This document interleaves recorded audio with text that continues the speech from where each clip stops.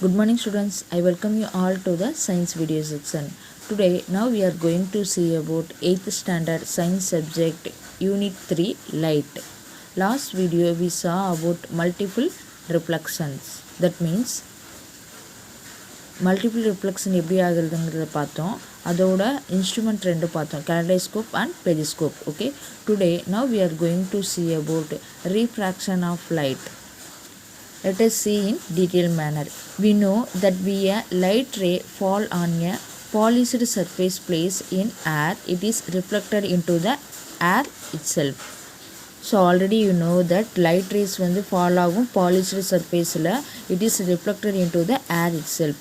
When it falls on a transparent material, it is not reflected completely.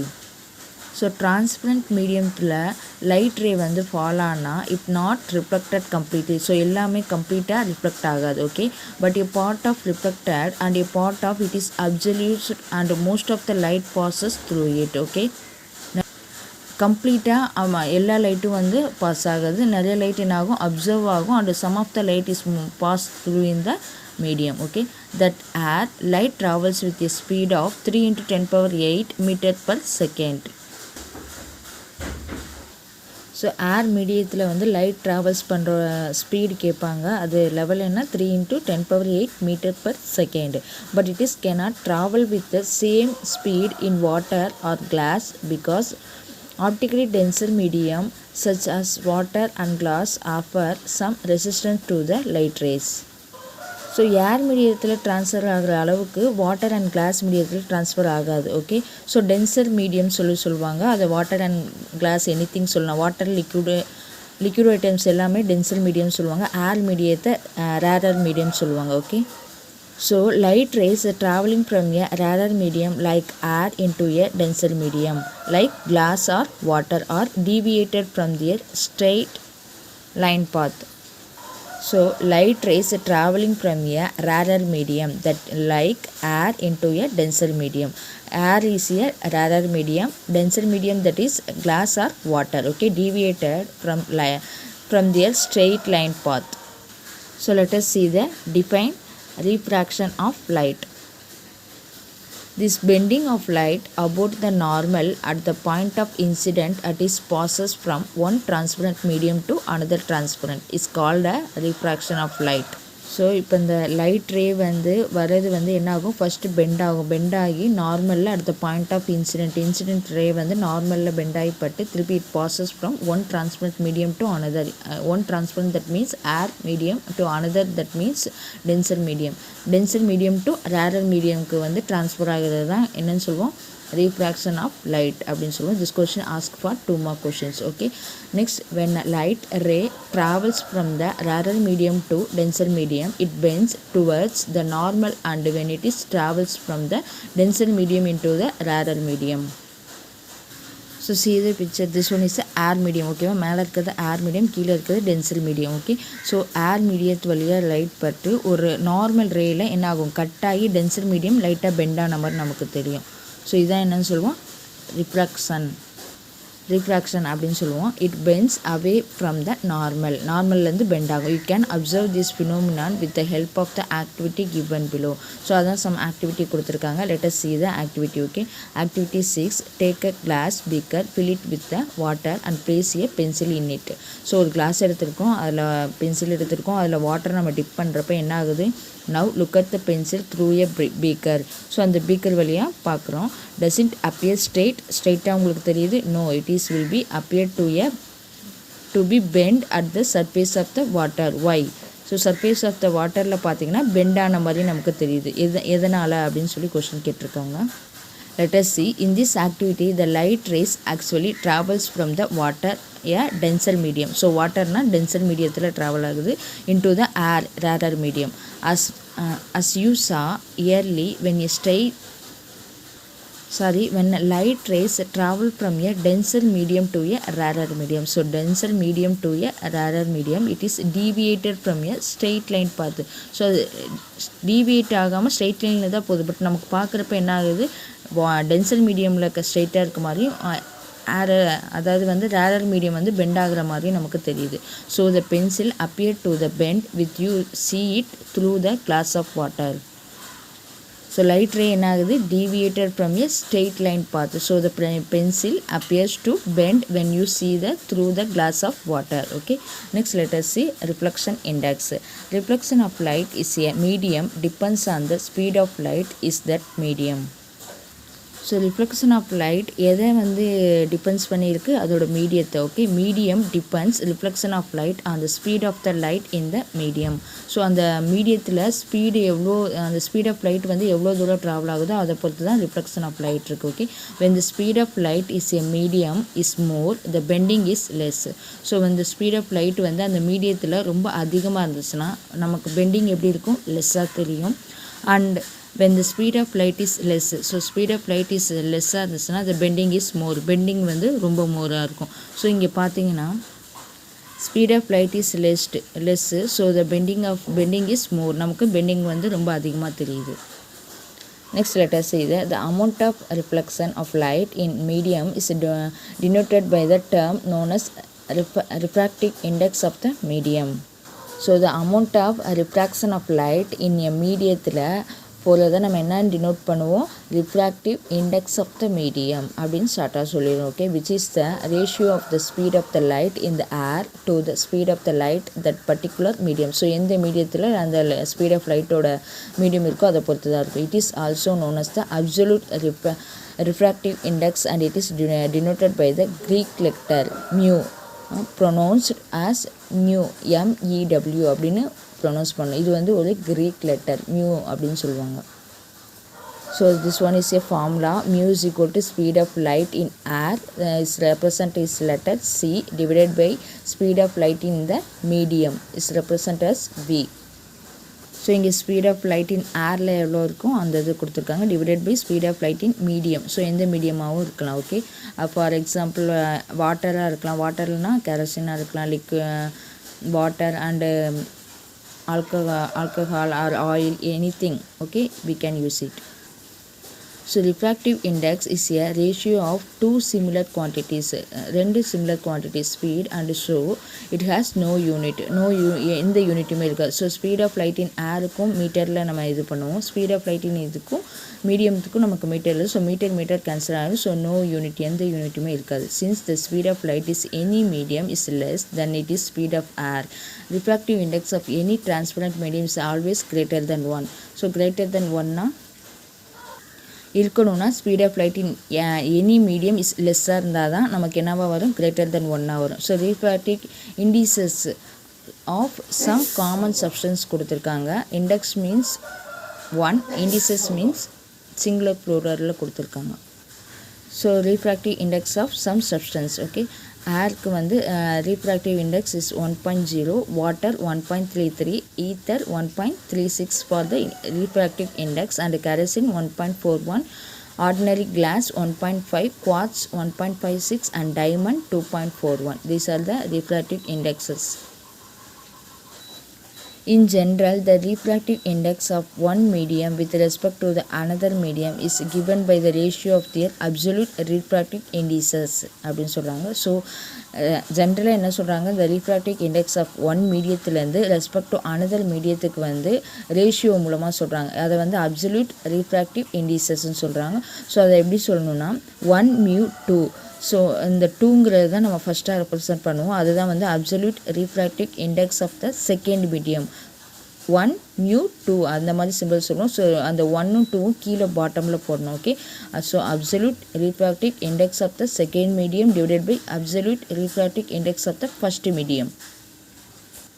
So second மீடியேட்டை நம்ம டாப்பில் போடுவோம், first மீடியேட்டை டிவைடட் பை கீழே போடுவோம். Okay, so 1 mu 2 is equal to C absolute refractive index of the second medium. So C divided by V2. C that means speed of light in air. Speed of light in air வந்து நம்ம Cன்னு சொல்லுவோம். divided by V2 is a speed of light in second medium.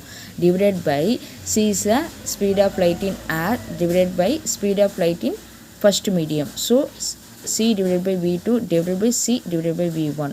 So இதை வந்து நம்ம என்ன வந்து ரெசிப்ரோக்கலில் எழுதும்போது என்னென்னு எழுதுவோம், C divided by V2 into into v1 divide by மாறும், கீழே உள்ள இது மாறும். ஸோ இப்போ மாறுறப்போ சியும் சியும் நமக்கு கேன்சல் ஆகிறப்போ பேலன்ஸ் நமக்கு என்ன இருக்குது, v1 and v2 தான் இருக்குது. So 1 mu2 is equal to v1 divided by v2. Thus, the refractive index of one medium with respect to the another medium is also given by the ratio of the speed of light is first medium is to the speed in the second medium. So, நமக்கு ratio of the speed of light என்ன கிடைச்சிருக்கு? So, first medium it is speed of the second medium. Let us see the problem. Speed of light in air is 3 into 10 power 8 meters second and the speed of light in a medium is 2 into 10 power 8 meter per second. Find the refractive index of the medium with respect to air. கேட்டிருக்காங்க. So refractive index formula mu is equal to speed of light in air c divided by speed of light in medium v. Okay. So mu is equal to அப்படியே apply பண்ணணும். Speed of light in air எவ்வளோ value 3 into 10 power 8 divided by speed of light in medium value 2 into 10 power 8. So 2 into 10 power 8 இதை போடுறோம். So 10 power 8க்கும் 10 power 8க்கும் cancel ஆயிரும். மீதி 3 divided by 2 இதை divide பண்ணிங்கன்னா 1.5. So 1.5 is the refractive index of the medium with respect to air. Next let us see the problem 5. Refractive index of water in 4 divided by 3 and the refractive index of glass is 3.2. Find the refractive index of glass with respect to the refractive index of water. So glass இருந்து water respect to water கேட்டிருக்காங்க. So solution பார்த்தீங்கன்னா நமக்கு water கேட்டிருக்கிறது first வரும். So water mu divide by glass is equal to refractive index of கிளாஸை தான் ஃபஸ்ட்டாக போடுவோம். So refractive index of glass divided by refractive index of water. So is equal to refractive index of glass is value for 3 divided by 2. So 3 by 2 divided by 4 by 3. So இதை ரெசிப்ரோக்கலில் கொண்டு வந்தீங்கன்னா என்னாகும் 3 divided by 2 into இந்த தலைகீழாக number மாறும். So 3 divided by 4 வரும். So 3 3s are 9 2 4s are 8. So 9 by 8 வரும். So இதை டிவைட் பண்ணிங்கன்னா 1.125. So 1.125 is the refractive index of glass with respect to the refractive index of water. Next let us see the Snell's law of refraction. Refraction of light rays as they travels from one medium to another medium. So ஒரு மீடியத்திலேருந்து another மீடியத்துக்கு என்ன ஆகுது, refraction ஆகுது. obeys two laws, ரெண்டு law கொடுத்துருக்காங்க which are known as the Snell's law. So இதுதான் என்னன்னு சொல்லுவோம், Snell's law of reflection. They are, first one is the incident ray, the reflected ray and the normal at the point of intersection all lie in the same plane. all lie in the same plane. So இப்போ இங்கே என்ன கொடுத்துருக்காங்க, incident ray, this one is a incident ray is reflector ray. அடுத்து next is a reflector ray. Reflector ray at the normal at the point of the intersection. So இந்த incident ரேவும் reflector ரேவும் எங்கே intersection ஆகுதோ அதுதான் என்னன்னு சொல்லுவோம், normal ரே சொல்லுவோம். ஸோ இந்த மிடில் இருக்குல்ல, ஸோ இதுதான் வந்து normal at the point of intersection all lie in the same plane. So ஒரு சேம் பிளேனில் இருக்குது. Okay. And second point, the ratio of the sine of the angle of the incident is I. So sine is I கொடுத்துருக்காங்க to the sine of the angle of reflection. Reflection is R is equal to the refractive index of the medium which is constant. So இங்கே என்ன சொல்லியிருக்காங்கன்னா, the ratio of sine of angle of incident, இந்த sine of angle of incident is to the sine of angle of reflection. இந்த reflection is equal to the refractive index of medium. So ரெண்டு எதுக்கு ஈக்குவலாக இருக்கும், refractive index of the மீடியம்க்கு ஈக்குவலாக இருக்கும் which is constant. Okay. So இதை என்னென்னு ரெப்ரசென்ட் பண்ணுறாங்க, இந்த நார்மல் ரேல தான் இந்த டீட்டாவோட வேல்யூ இருக்கும். ஸோ θ1 θ2ங்கிறோம். So sin I is a incident ray, sin I is divided by sin R is a refractor ray is equal to mu. So mu is the refractive index of the medium. So இது ரெண்டும் எதுக்கு ஈக்குவலாக இருக்கும், refractive index of the mediumக்கு ஈக்குவலாக இருக்கும். So sin θ1 is a n2 அப்படின்னு சொல்கிறோம். sin θ2 is equal to n1. So sin θ1 divided by sin θ2 is equal to n2 divided by n1. N2 is a liquid medium and N1 is a air medium. So அந்த light race வந்து liquid மீடியத்துலேருந்து ஏர் மீடியத்துக்கு போகிறப்ப இந்த நார்மலில் என்ன ஆகுது, bend ஆகுறது நமக்கு தெரியும். So இதுதான் வந்து என்னன்னு சொல்லுவோம், normal at the point of intersection. Snell's law is a very important one. Okay, refraction of light rays as they travels from one medium to another medium. ஒரு மீடியத்திலிருந்து another மீடியத்துக்கு travel ஆகுது obeys two laws, ரெண்டு laws மூலமா which are the known as Snell's laws. இதை தான் நம்ம என்னன்னு சொல்கிறோம், Snell's லான்னு சொல்கிறோம். First one is the incident ray. இது வந்து இன்சிடென்ட் ரே, இது வந்து reflected ray and to the normal at the point of intersection. So ரெண்டும் இன்டர்செக்ஷன் ஆகிறது தான் நம்ம நார்மல்னு சொல்கிறோம். All lie in the same plane, எல்லாமே ஒரு சேம் பிளேனில் இருக்குது. The ratio of the sine I to the sine of the angle of refraction. So இன்சிடென்ட்டும் ரீஃப்ராக்ஷனும் is equal to the refractive index of the medium. So இது ரெண்டும் எதுக்கு ஈக்குவலாக இருக்குது, ரீஃப்ராக்ஷன் இண்டெக்ஸ் ஆஃப் த மீடியம்க்கு ஈக்குவலாக இருக்குது, விச் இஸ் கான்ஸ்டன்ட் அப்படிங்கிறாங்க. ஸோ இந்த ஃபார்முலா, இந்த diagram is very important one. Okay, next let us see dispersion. Activity 7 கொடுத்துருக்காங்க. Let us see the activity. Okay, place a prism on a table and keep a white screen near it. Okay, ஒரு prism வச்சுருக்கோம், அது நியரில் white screen வந்து வச்சுருக்கோம். Now with the help of a torch allow white light to pass through the prism. So torch light வச்சு அந்த white light வந்து ப்ரிசமில் pass ஆகிற மாதிரி பண்ணுறோம். வாட் டு யூ see, என்ன பார்க்குறீங்க? You can observe the white light split into 7 colour light race, normally violet, indigo, blue, green, yellow, orange and red. அதுதான் என்னன்னு சொல்லுவோம், விப்ஜிஆர்னு சொல்லுவோம். ஸோ ஒரு ஒயிட் லைட் வந்து ப்ரிசமில் வே ஆகுது, பாஸ் ஆகி நமக்கு என்னவா ஸ்ப்ளிட் ஆகுது, 7 கலர்ஸாக ஸ்ப்ளிட் ஆகுது. அதுதான் நம்ம ரெயின்போ விப்ஜிஆர்னு சொல்கிறோம். அந்த ஸ்க்ரீனில் பார்த்தீங்கன்னா அந்த 7 கலர்ஸும் தெரியும். Now place another prism in it is inverted position. So தலைகீழாக அந்த இன்னொரு ப்ரிசத்தை நம்ம வைக்கிறோம். அதுக்கு பக்கத்துலேயே நம்ம வைக்கும்போது அது என்ன ஆகுதுன்னா, between the first prism and the screen. Now what to you observe on the second one prism? Second ஸ்க்ரீனில் என்னன்னு கேட்குறாங்க. You can observe the white light is coming out the second prism. So இந்த என்ன ஆகுது, நமக்கு வந்து first ப்ரிசமில் white light pass ஆகி அது வந்து 7 கலர்ஸாக நமக்கு ஸ்ப்ளிட் ஆகுது. அந்த 7 கலர்ஸும் இன்னொரு ப்ரிசமில் நமக்கு பட்டு நமக்கு ஃபைனலாக வெளியில் என்ன ஆகுது, அது ஸ்க்ரீனில் ஒயிட் லைட் தான் தெரியுது. ஸோ நம்ம என்ன ஆகுது, ஒயிட் லைட்டு வந்து ஸ்ப்ளிட் ஆகி 7 கலர்ஸாக தெரியுது. திருப்பி அந்த ஒயிட் லைட் அந்த 7 கலர்ஸும் இன்னொரு ப்ரிசமில் படுறப்ப அந்த ஃபுல்லாக 7 கலர்ஸும் போய் நமக்கு அகெயின் அவுட்புட் என்ன வருது, வெளியில் ஒயிட் லைட்டாக தான் நமக்கு தெரியுது. ஸோ இந்த ஆக்டிவிட்டியில் என்ன சொல்கிறாங்கன்னா, இன் above activity you can see that the first prism split the white light into 7 colored light rays and the second prism recombines. So என்ன ஆகுது, recombines that into the white light. So white light recombine ஆயிடுது again. Thus it is clear that white light consists of 7 colors.